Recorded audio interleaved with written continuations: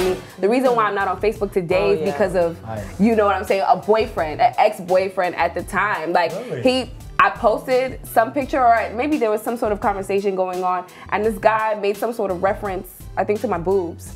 And I think I put like crying emojis or something like that. When, you know, your social media starts to affect your life, like any addiction, right? Yes. Like when you're missing school, or, you know, your relationships are affected, I think that's when you need to start reevaluating, because you can't control it no more. What's going on with this whole social media thing. You know that you're affected by social media when it consumes you. It also depends on what you do. Like, what do you use social media for? Because if you're busy, if you're like, I don't have the luxury of, like, my phone is always on me. I don't have the luxury of leaving my phone across the room for 2 hours. You know what I'm saying? I can't do that. I literally get anxiety if my phone is not with me for a while, and it's because of what I do, right? It's different, you know. I have to start my day with mine because it plans out my day. Like, I go through my email and it's like, okay, visit this person, pick this up, then go to work, come back, you know, like it plans the day out. People's like actual ability to converse and, you know, make friends and just look somebody in the eye and have a conversation without using a hashtag or a catchphrase from a TV show, it's like or being in a club and actually enjoying the moment. The first thing they want to do is take a picture. So I recently just went to a club called Tao, and I had this epiphany where, you know, everybody's at their bottles, at their tables with the bottles and popping bottles, but no one's actually dancing. No one's having a good time. Everyone's taking selfies and on Instagram, or like they're not even talking with each other.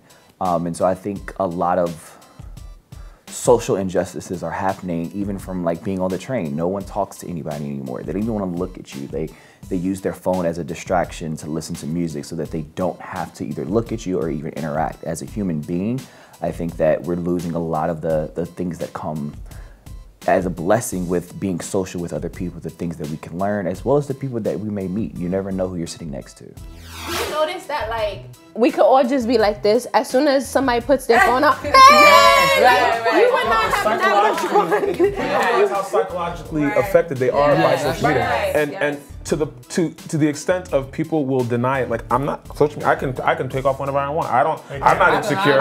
Everybody that's on social media that puts a picture up, that's concerned about likes, that's concerned about comments, that's concerned about all this stuff, is a little bit insecure. Even the ones that don't, they be like, I know people that don't post and they reply to a lot of things. I'm like, you're always here. They want to keep it on. But it's called FOMO, fear of missing out. They don't want to miss out on anything. They want to be even jobs. Even jobs now. I've reached out to photographers to just sort of like build content for my blog and stuff, and they'll be like, okay, I want to collab, but you don't have a following, so what are you offering? When I interview people, I have to ask them, who are your top 5 followers and why? What are some hashtags that you keep up on? Who are some brands that you think are killing it? Like, I have to ask these questions because I can tell how a person thinks by who they follow.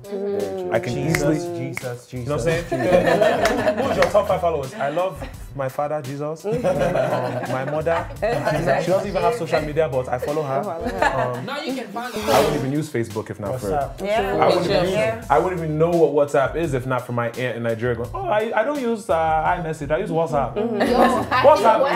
I think WhatsApp is gonna be like the number one. And I also feel like it's the most powerful social media platform. You can FaceTime. Even more than Instagram. Because it's WhatsApp than Twitter to me. Like when it comes to like influencers. No, that's what I'm saying. Even more like I feel like WhatsApp. I would think WhatsApp and Instagram.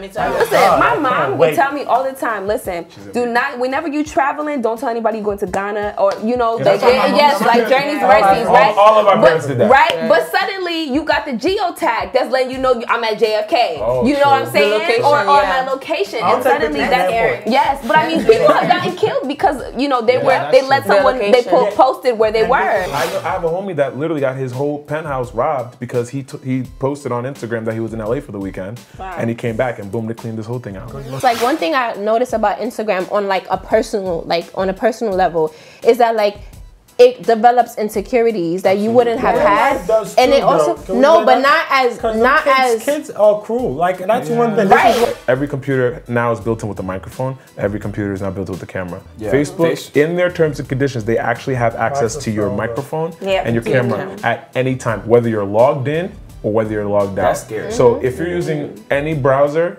Facebook has the right to turn on your camera, turn on your microphone, listen to anything you're doing, watch anything you're doing through your camera, save it, and when you log back in, you're never safe online. When you log back in, boom, goes right to Facebook. Never safe online. I wonder if the same thing back home too, though. Like I don't think. I was gonna tell you. Oh, absolutely. Okay, I don't think back home is the same company. Because that same company that was responsible for putting that president into your president into the White House.